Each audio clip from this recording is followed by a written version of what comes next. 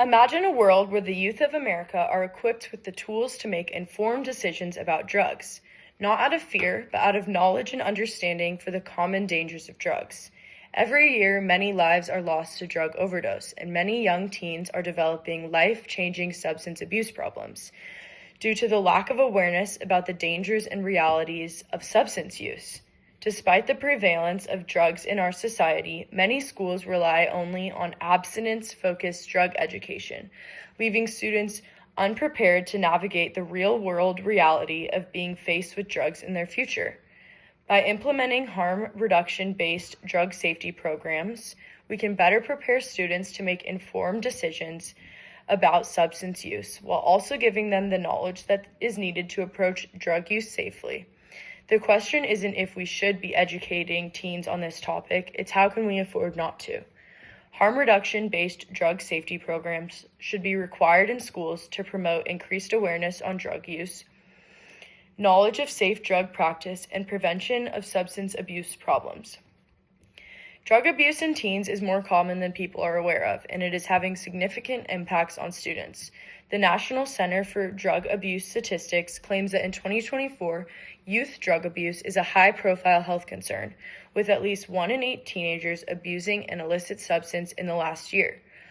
By requiring school harm reduction drug safety programs, students can better understand the dangers of drug use and abuse and be educated on how to prevent addiction and misuse. This is important because 50% of teens who have claimed to have tried an illicit substance report misusing drugs at least one time. The people of San Diego especially should be pushing for better and required harm reduction-based drug abuse prevention programs in schools because of the fentanyl crisis, which is highly impacted by the U.S. border and the transportation of drugs into the United States. According to Fox News and the CDC, monthly overdose deaths for people aged 10 to 19 involving fentanyl increased over 180% from 2019 to 2021. This matters to you and to your neighbors. Many students of San Diego have been personally impacted by the loss of fellow classmates due to fentanyl overdose, including myself. These losses are devastating, misunderstood, and preventable. The Kaiser Family Foundation states in their article addressing teen drug overdose that overdose deaths have increased since the pandemic, and these deaths are mainly caused by opioids. CDC data that is analyzed in the KFF article shows that of the 708 overdose-related deaths in 2023, 539 of these deaths were due to the opioid fentanyl, and 18 of these deaths were due to opioids that did not have fentanyl, and 151 were non-opioid related deaths. Some students and teenagers are at an even higher risk of developing substance abuse problems. According to the CDC, or the Center for Disease Control, a person is at a higher risk of developing substance abuse problems if they have a family history of substance abuse, have poor parental guidance, associate with delinquent peers, lack connectedness in school, have low academic achievement, have experienced childhood abuse, or have experienced mental health issues. The list goes on, so it is key that educators are also aware of signs of drug abuse in their students. To counteract substance abuse before it occurs in high-risk students, drug education has been effective. According to the U.S. Department of Education, risk-related behaviors are a barrier to academic gains and healthy lifestyles, so prevention and harm reduction methods are needed, and educating students on drug safety is the most valuable method. With increasing deaths and drug involvement within the teens of America, harm reduction drug safety education programs can provide resources that students need to be aware of the harmful impacts that drugs can have on their lives.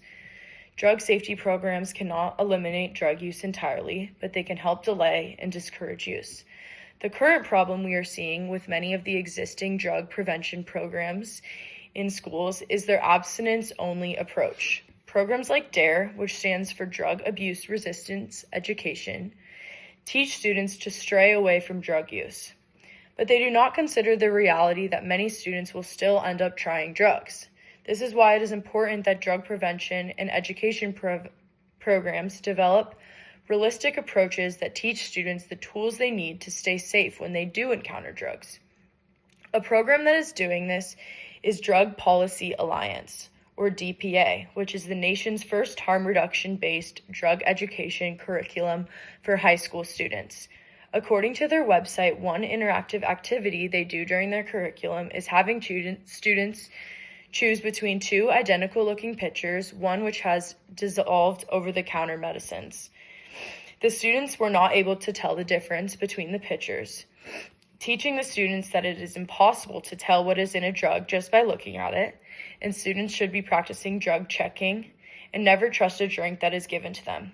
This is a great example of realistic approaches to drug education because it acknowledges the statistic that 33.1% of teenagers aged 12 to 20 have tried alcohol, meaning that teaching safety is more valuable than teaching abstinence. Advocating to boards of education about the changes we want to see in our programs can lead to safer societies and more children surviving the terrors that drugs can bring into lives. Harm reduction can be seen as a controversial approach to substance use, which is understandable. Ultimately, the goal would be to eliminate drug use entirely and create communities where drug addiction is not happening and no children are dying. The list carries on. But it is not and will never be the reality of the world we live in today, where teens are obtaining drugs way easier through social media connections, marijuana medical cards, and fake IDs that can be obtained from over 100 illegal websites. Our world today is not the same drug world that our parents grew up in. We are being faced with a plethora of new drug-related issues, and education on drugs should be made to match the changes that we can see within drug use today. A study done by Biomedical Central on school-based harm reduction lists the key elements of what a safety-first drug curriculum looks like. Safety First teaches students about different types of drugs and their long and short-term effects. Students learn how to identify viable research about drugs. Students learn common drug myths and misconceptions, and facts about drugs are validated. Safety First teaches behaviors that are associated with substance abuse, and these behaviors are discussed to inform students' future decision-making. Biomedical Central took these key values and worked with the curriculum developers and trained teachers and had them participate in pilot studies, which took place in New York City and San Francisco, which are drug use hotspots. The goal of the pilot study was to measure harm reduction knowledge before and after the Safety First curriculum. The result of the study was that students knew more overall about harm reduction and substance abuse. Students also became more compassionate and involved in advocacy for drug safety than before the Safety First program, with the main goal of wanting to create more systems of support for drug abuse rather than extending punishments on their campuses for drug offenses.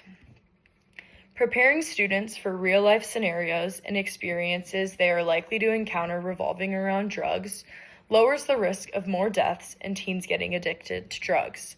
Harm reduction drug safety programs do not encourage drug use, but they allow students the tools needed to make smart decisions and to help others when it comes to drug-related decisions and problems. It is time to follow in the footsteps of colleges like Stanford and drug education organizations like Drug Policy Alliance and advocate for changes to our existing drug education programs. We need to use the experiences of those who have suffered from losses and addiction and pave the pathway of change. There is no denying that drug use is having significant impacts on our students. Harm reduction-based drug education programs should be required in schools to increase awareness about the impacts of drugs and give students the tools they need when they encounter drugs so they can stay safe, make smart decisions, and prevent substance abuse. Imagine the future generations that don't just survive the realities of substance use, but thrive in the face of them, guided with the tools of drug knowledge and decision-making skills. Together, we can create a future of understanding, empathy, and awareness surrounding drug-related issues of our communities that can lead to lasting change and better prepared teens.